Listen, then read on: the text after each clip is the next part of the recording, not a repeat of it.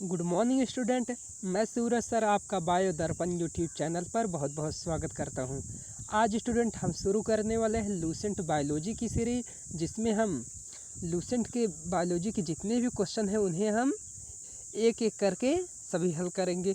लेकिन स्टूडेंट हम आज 1 से लेकर 10 तक क्वेश्चन करेंगे और हर क्वेश्चन को एक्सप्लेन के साथ करेंगे और उनसे संबंधित जितने भी क्वेश्चन बनते हैं सभी को करेंगे एक एक करके। तो स्टूडेंट हम पहले क्वेश्चन की शुरुआत करते हैं। जीवन की मूलभूत इकाई क्या है? यानी हमारे जीवन की वह सबसे छोटी इकाई क्या है जिससे हमारे जीवन की शुरुआत होती है। तो कोशिका ही वह सबसे छोटी इकाई है, मूलभूत इकाई है जिससे हमारे जीवन की शुरुआत होगी। तो ऑप्शन नंबर ए सही होगा। इसी के स्थान पर यदि पूछा होता कि हमारे शरीर की मूलभूत इकाई क्या है, तो उस स्थान पर भी कोशिका होता। लेकिन यदि यहीं पर पूछा होता कि जीवन की भौतिक इकाई क्या है, तो स्टूडेंट वहाँ पर आपका कोशिका ना होकर क्या हो जाता है, जीव द्रव्य। क्या हो जाता है स्टूडेंट? जीव द्रव्य। क्या पूछने पर जीव द्रव्य होता है? जीवन की भौतिक इकाई क्या है, तो वहाँ पर कोशिका ना होकर क्या हो जाता है, जीव द्रव्य। और ये जीव द्रव्य क्या होता है? कोशिका द्रव्य तथा केंद्रक को मिलाकर क्या कहते हैं, जीव द्रव्य बनता है। Clear student? आइए नेक्स्ट क्वेश्चन करते हैं।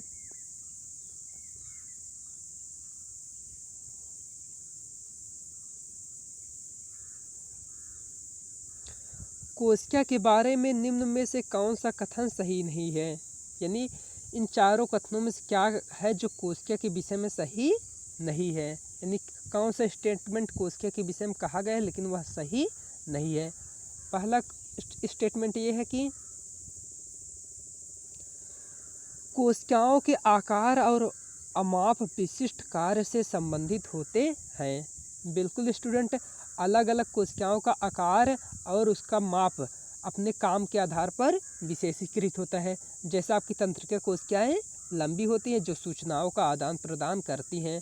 नेक्स्ट क्या है, कुछ कोशिकाओं के आकार बदलते रहते हैं। बिल्कुल सही है। जैसे कुछ ब्लड कोशिकाएं होती हैं, जैसे न्यूट्रोफिल्स हो गया, लिम्फोसाइट हो गया, इसके अलावा क्या हो गया, लाइसोसोम हो गया। इन सब कोशिकाओं का आकार क्या होता है, बदलता रहता है। नेक्स्ट, प्रत्येक कोशिकाओं में निष्पादन की अपनी क्षमता होती है। यानी प्रत्येक कोशिका अपने आप किसी न किसी कार्य को करने की क्षमता होती है। यह भी बिल्कुल सही है। तो बचता है चौथा, यही आपका गलत है। नेक्स्ट क्वेश्चन, निम्न में से कौन सा कोशिकांग पादप कोशिका में पाया जाता है किंतु जंतु कोशिका में नहीं पाया जाता है? इसमें स्टूडेंट ये कहा गया है कि कोशिका का वह कौन सा अंग है जो पादप कोशिका में तो पाया जाता है लेकिन जंतु कोशिका में वह नहीं पाया जाता है।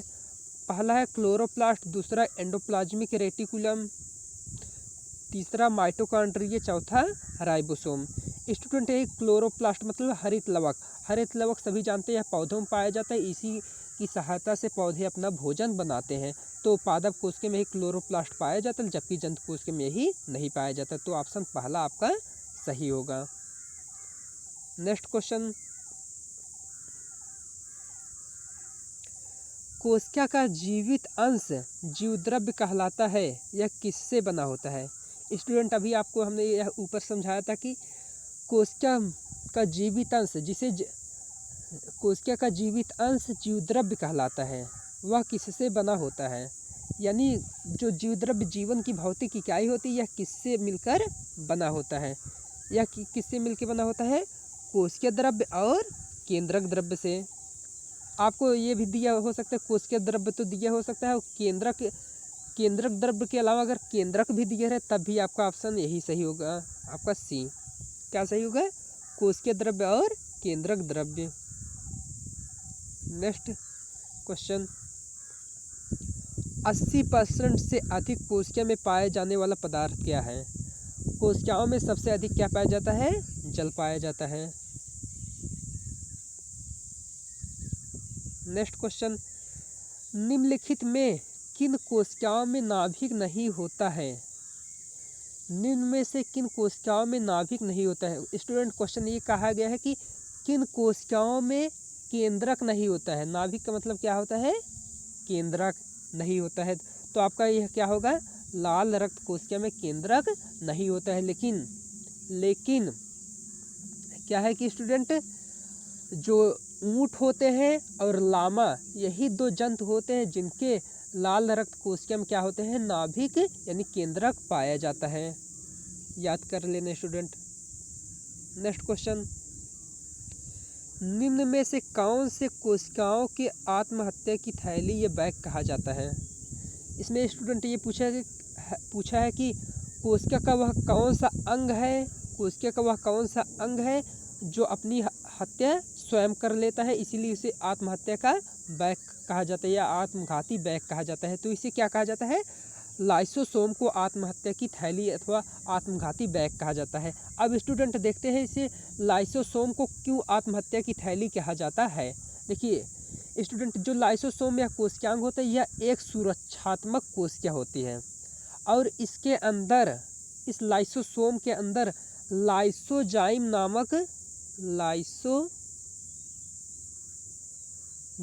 नामक क्या होता है? एंजाइम भरा होता है और यह एंजाइम क्या करता है? किसी चीज़ को पचा देता है। अब देखिए स्टूडेंट, जब हमारे बॉडी में कहीं रोगाणु विषाणु अटैक करते हैं तो यह लाइसोसोम कोशिका क्या होती है? जाके उसी रोगाणु विषाणु के ऊपर फट जाती है, जिससे यह खुद तो नष्ट हो जाते हैं, लेकिन इसके अंदर जो पचाने वाला एंजाइम लाइसोजाइम है यह उस रोगाणु के ऊपर गिर जाता है, जिससे वह रोगाणु भी पचकर नष्ट हो जाता है। इस प्रकार हमारा शरीर रोगों से मुक्त हो जाता है। इसीलिए लाइसोसोम को आत्मघाती बैग कहा जाता है अथवा आत्महत्या की थैली कहा जाता है। क्वेश्चन नंबर 8 स्टूडेंट, निम्नलिखित कोशिका अंगकों में से कौन सा अर्धपारगम्य है? इसमें स्टूडेंट ये कहा गया है कि इसमें से कौन सा कोशिका का अंग अर्धपारगम्य है। अर्धपारगम्य का मतलब ये है कि जो अपने अंदर केवल क्या होता है? केवल जल को आने जाने देता है अथवा तन विलयन को आने जाने देता है। यह क्या होता है? कोशिका भित्ति। जबकि कोशिका झिल्ली अर्धपारगम्य नहीं होती, यह चयनात्मक अर्धपारगम्य होती है। कोशिका झिल्ली हो गया, प्लाज्मा झिल्ली हो गई, ये सब क्या होते हैं? चयनात्मक अर्धपारगम्य होते हैं। जबकि केवल कोशिका भित्ति क्या होता है? यह अर्धपारगम्य होता है। इसमें स्टूडेंट बहुत कंफ्यूज होते हैं कि हम कोशिका झिल्ली अर्धपारगम्य होती, नहीं, कोशिका झिल्ली और प्लाज्मा झिल्ली ये सब क्या होते हैं? चयनात्मक और अर्धपारगम्य होते हैं। जबकि कोशिका भित्ति क्या होता है? यह अर्धपारगम्य होता है। नेक्स्ट क्वेश्चन, निम्न में से किसको कोशिका का पावर प्लांट कहा जाता है? पावर प्लांट का मतलब स्टूडेंट जहाँ से पावर का उत्पादन होता है, यानी जहाँ से ऊर्जा का निर्माण होता है, तो इसे सब जानते हैं माइटोकॉन्ड्रिया को कहा जाता है। Student next and last question, कोशिका का शक्ति स्रोत क्या है? यानी कोशिका अपने ऊर्जा कहाँ से पाती है? तो फिर से वही क्वेश्चन वैसा ही, माइटोकॉन्ड्रिया से कोशिका ऊर्जा पाती है। तो स्टूडेंट इसी 10 क्वेश्चन के साथ हम क्वेश्चन को समाप्त करते हैं, सीरीज को समाप्त करते हैं। कल आएंगे सुबह आपके लिए 10 क्वेश्चन और लेकर। जय हिंद।